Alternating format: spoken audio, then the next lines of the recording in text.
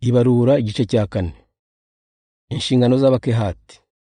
Uhoraho abwira Musa na Aroni ati, mubarura Abalevi bakomoka kuri Kehati uko imiryango yabo iri. Muhere ku bamaze imyaka 30 mugeze ku bamaze 50, kuko ari bo bakora imirimo yo mu ihema ry'ibonaniro. Imirimo yo mu ihema ry'ibonaniro Abakehati bashinzwe n'ukwita ku bintu byanyeguriwe rwose. Nimwimuka, Aroni n'abahungu be bajye bamanura umwenda ukingirije icyumba kizira inenge cyane, bawutwikiriza isanduku iri mu bya bisate by'amabuye byanditseho amategeko, bawugerekeho uruhu rw'agaciro, byose babitwikiriza umwenda w'isine, maze binjize imijishi mu bifunga by'isanduku. Ku meza y'imigati bajye batwikirizaho umwenda w'isine, baterekaho amasaha n'ibikombe n'inzabya n'utubindi bikoreshwa mu mihango y'ituro risukwa, bashyireho n'imigati ihora ku meza.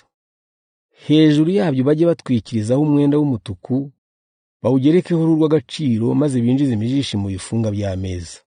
Bajye bafata umwenda w'isine bawuzingiremo igitereko cy'amatara n'amatara yacyo, n'ibikoresho byo kuyacana no kuyazimya n'uducupa tw'amavuta yo gucana.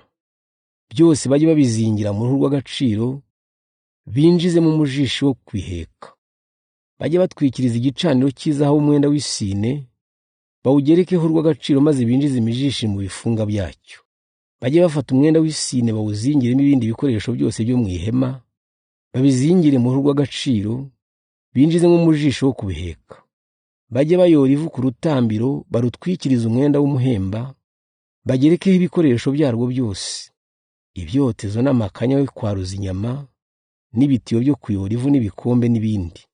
Babitwikiriza uruhu rw'agaciro, binjize imijishi mu bifunga by'urutambiro. Aroni n'abahungu be nibarangiza gutegura ibyo bintu byanyeguriwe, Abakehati bajye baza babiheke mwimuke, ariko ntibakabikoreho kugira ngo badapfa.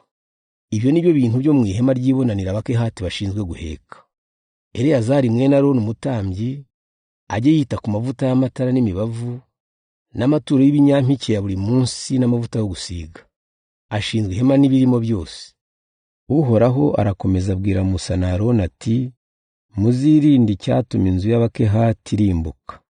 Wowe Aroni n'abahungu bawe mujye mwereka buri Mukehati umurimo agomba gukora n'umutwaro agomba guheka.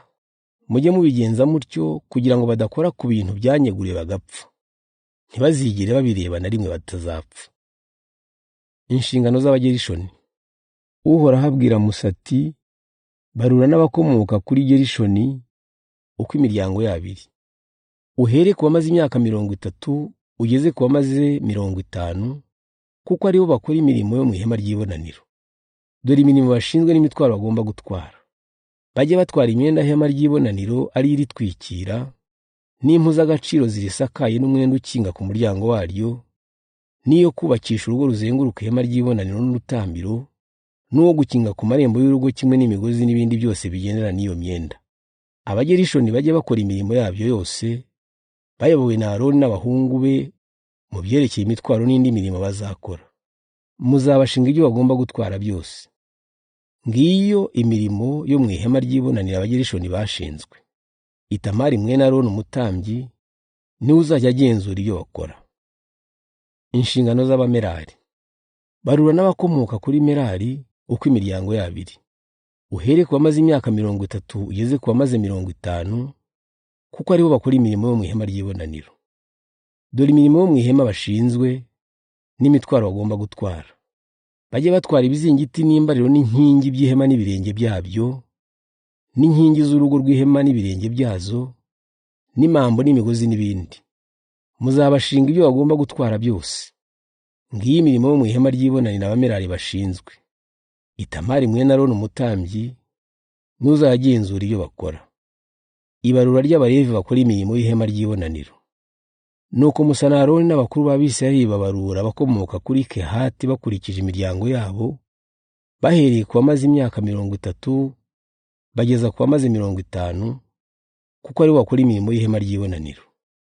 Ababaruwe bose hakurikijwe imiryango yabo bari 2,750. Abo nibo Bakehati bakoraga imirimo y'ihema ry'ibonaniro Musa na Aroni babaruye nk'uko Uhoraho yabitegetse Musa.